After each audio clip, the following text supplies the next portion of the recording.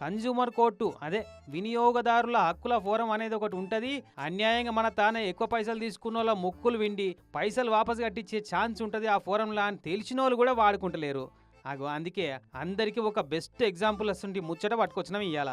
కాకినాడ సిటీలో ఉండే కుసుమ కళ్యాణ్ అనే ఒక ఆయన హైదరాబాద్లో ఒక హోటల్లో దోస్తులతో కలిసి భోజనం చేసి ఓ 3 నీళ్ల బాటిల్ తీసుకున్నట.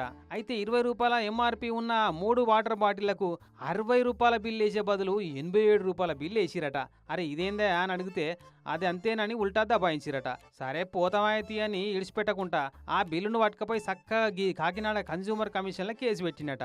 ఇక అది నిజమేనా కాదా అని హోటళ్లకు నోటీసులు పంపి అసలు ముచ్చటంతా ఎంక్వైరీ చేసి ఆ 27 రూపాయల ఎక్స్ట్రా బిల్ వేసిన హోటళ్లకు 27 లక్షల రూపాయల దండికేసిరట. ఆఫీసుల చుట్టూ వినియోగదారుల ఫోరం చుట్టూ తిరిగే పని కూడా లేదట.